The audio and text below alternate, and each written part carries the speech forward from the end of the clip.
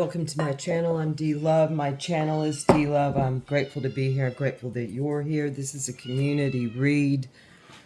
We're going to jump right in. I'm using Lon Milo Duquette's Tarot of Ceremonial Magic. If you think it looks like a dirty deck, well, it is. I've had it a long time. If anybody has any... I'll Google it. I was going to say, if you have any luck with, like, maybe powdering a deck with something, talcum maybe. Baking soda might work. I might try that. We're looking for a heart of the matter on a general community read that will benefit us all in some equanimity. Oh, there we go. Okay. Wow. The top one would be, the heart of the matter would be the Knight or King of Swords. It's a late Taurus, early Gemini card. It's that defender of truths to the bitter end. It's that the swordsman who also hones his own sword. And the crossing energy, or the aiding and abetting, or the blocking energy, how we can look at that, both ends of the spectrum, even spirally, is material happiness, the Nine of Cups. Let me see the dates on this. It's March 1st till March 10th. We just came out of it. So this is aiding us in this time to live our will and to pursue it with clarity and reason. What's the crowning energy? It's the Empress. Also a May card.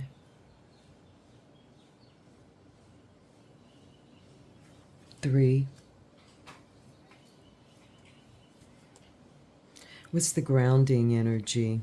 Wow, another king or knight. A knighted king of wands.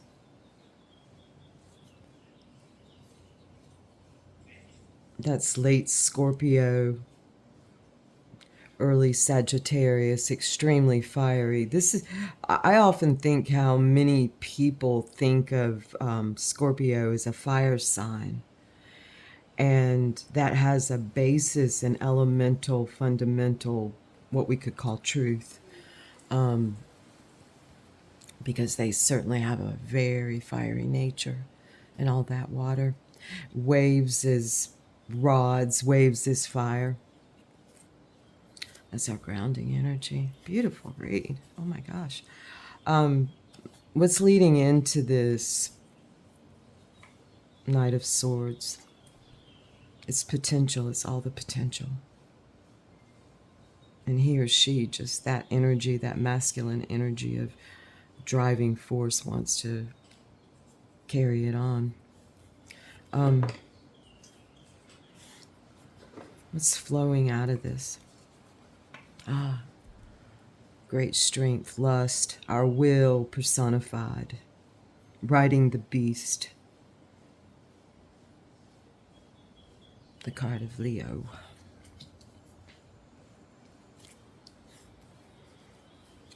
We are the Hermit. We are going within. We are going within for any seeking, gathering of light, gathering of consciousness, eyes wide open and shut. The Great Hermitage. Prophet. Prophetess. We're vibing just the full tree, the fullness of the tree. According to dignity, some bearer than others, some bear more. So but this is a real beginning and an ending. We have both. in the discs. This is the Hermit's card also. September 12th through September 22nd. We fear, or what makes us most uncomfortable, what we turn away from, run from, cry at, pity, all that stuff, and what we want the most. Oh, I peeked at it. It would be strife, that driving force, that grabbing of the fire. Again, according to dignity. And for me, there's a flying, treading lightly as I possibly can aspect. Others stomp and trample, and it takes all kinds. It takes us all. All the parts within and without. The outcome is a beautiful sex. Another disc. We're showing the proof. To me, this is also saying the proof is here. The proof is of us, of we, all inclusive, is in the freaking pudding. And this is Luna and Taurus. I have a lot of Taurus representing out here. So you Taurians, let's support one another. Let's support. And perhaps expect a certain amount of support from the other fixed signs and from all. I would say if you have a Taurus in your life, they're showing up big in this read. Maybe adore them. Hera, Hell Hera.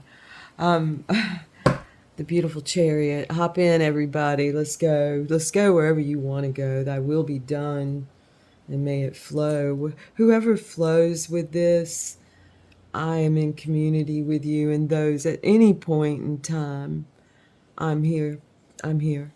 If you think of me in times of need, in times of notice, in times of want, that true desire to fulfill your will, and I come to mind, get in touch with me.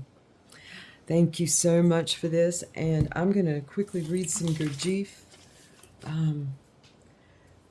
We're reading The Fourth Way, P.D. Ouspensky's. Ouspensky. I just got to put those D's in. P.D. Ouspensky's The Fourth Way. And we're getting started. Study of oneself. Then there are two other functions which no system of ordinary psychology divides and understands in the right way. May I just stop here a second and say, for me, some reason, right, wrong, all those things, and Ouspensky uses those words freely, and so does Gurdjieff. And so I'm just going to say, for me, right and wrong is kind of is not real. I feel like he's talking about correct and incorrect.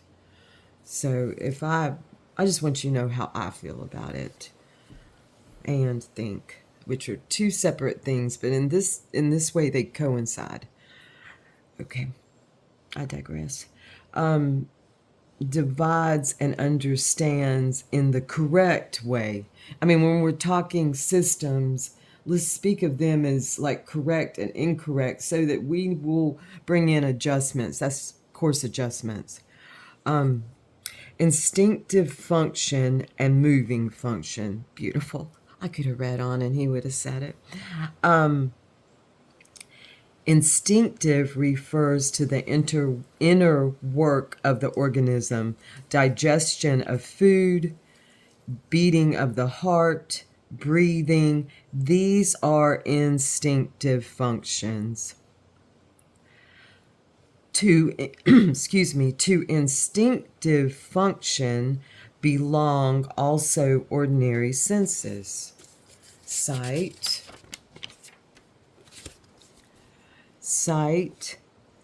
heating, smell. No, not heating. Wear your glasses. Sight, hearing, smell, taste, touch. the feeling of cold and warm, things like that. And this is all really. Of outer movements, only simple reflexes belong to instinctive function, because more complicated reflexes belong to moving function. It is very easy to distinguish between instinctive and moving functions. Excuse me. We went from ice to pollen. I don't even like to say the word ice anymore. We went from winter to spring in a blink of an eye. We do not have to learn anything that belongs to instinctive function.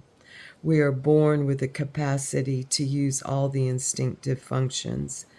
Moving functions, on the other hand, all have to be learned. A child learns to walk, to write, and so on.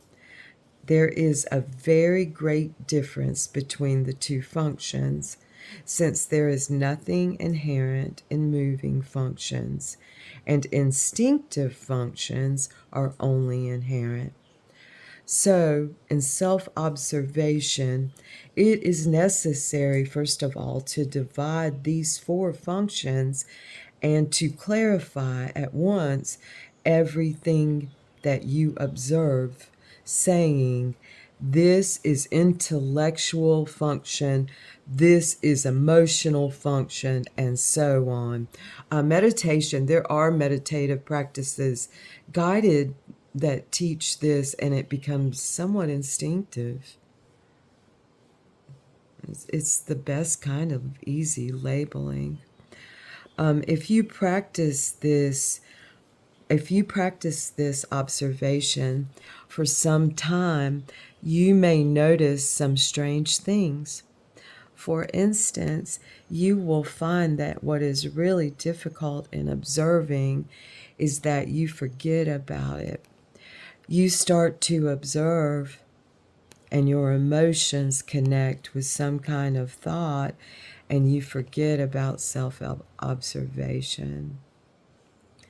Again, after some time, I'm going to stop there.